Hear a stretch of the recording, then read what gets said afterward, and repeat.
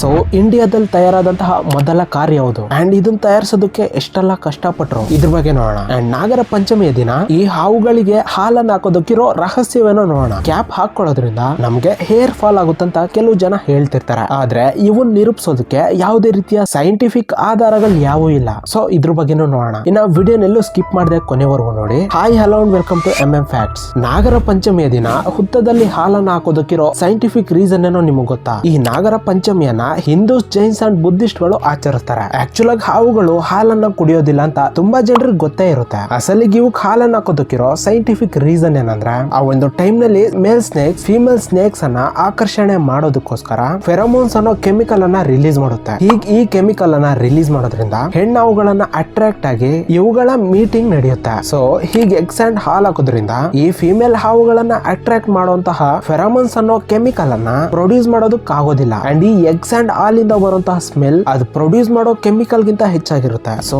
ಈ ಸ್ಮೆಲ್ ನಿಂದ female snake distract ಆಗಿ ಮೀಟಿಂಗ್ ನಡೆಯೋದಿಲ್ಲ. ಈ ನಾಗರ ಪಂಚಮಿ ಅನ್ನೋದು ಮಳೆ ಕಾಲದಲ್ಲಿ ಬರುತ್ತೆ. ಸೊ ಆ ಮಳೆ ಬಂದಂತಹ ಸಮಯದಲ್ಲಿ ರೈತರು ಹೊಲಗಳಲ್ಲಿ ನಾಟಿ ಹಾಕ್ತಿರ್ತಾರೆ. ಹೆಚ್ಚು ಸಮಯ ಆ ಹೊಲಗಳಲ್ಲೇ ಇರ್ತಾರೆ. ಸೊ ಹೀಗ್ ಹಾಲ್ ಹಾಕೋದ್ರಿಂದ ಆ ಸಮಯದಲ್ಲಿ ಮೇಲ್ ಸ್ನೇಕ್ಸ್ ಅಂಡ್ ಫಿಮೇಲ್ ಸ್ನೇಕ್ಸ್ ಹೊಲಗಳಲ್ಲಿ ಓಡಾಡೋ ಸಂಖ್ಯೆ ಕಡಿಮೆ ಆಗಿ ಈ ಹಾವಿನ ಕಾಟ್ನಿಂದ ಸಂಭವಿಸುವಂತಹ ಮರಣಗಳ ಸಂಖ್ಯೆ ಸ್ವಲ್ಪ ಕಡಿಮೆ ಆಗುತ್ತೆ. ಈ ರೀಸನ್ ಇಂದಾನೆ ನಾಗರ ಪಂಚಮಿಯ ದಿನ ಹುತ್ತದಲ್ಲಿ ಹಾಲು ಮತ್ತೆ ಹೆಗ್ಸನ್ನ ಹಾಕ್ತಾರೆ.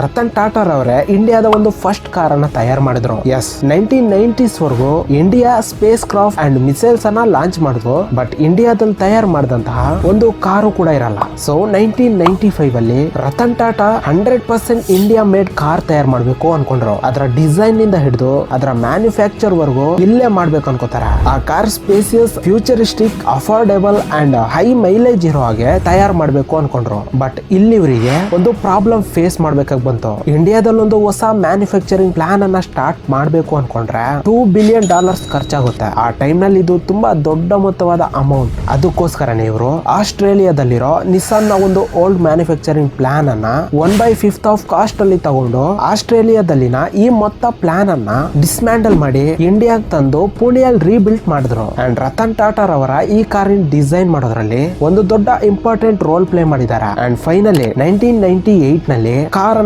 ಲಾಂಚ್ ಮಾಡ್ತಾರೆ. ಇದೊಂದು ಇಂಡಿಯಾ ಕಾರ್. ಅದಕ್ಕೆ ಈ ಕಾರ್ಗೆ ಇಂಡಿಯಾವನ್ನ ರೆಪ್ರೆಸೆಂಟ್ ಮಾಡುವಂತಹ ಹೆಸರಿಡಬೇಕು ಅನ್ಕೋತಾರೆ. ಸೊ ಇಂಡಿಯಾ ಅನ್ನೋದರ ಇಂಡಿನ, ಕಾರ್ ಅನ್ನೋದರ ಕಾ ಅನ್ನೋ ಅಕ್ಷರವನ್ನ ತೆಗೆದು ಕಾರ್ಗೆ ಹೆಸರಿಟ್ರು. ಸೊ ಆ ಕಾರೇ ಟಾಟಾ ಇಂಡಿಕಾ. ಸೊ ಈ ರತನ್ ಟಾಟಾ ಅವರು ಮಾಡಿದ ಈ ಒಂದು ಸಾಹಸಕ್ಕೆ ಒಂದು ಲೈಕ್ ಮಾಡ್ಲೇಬೇಕು. Hats off.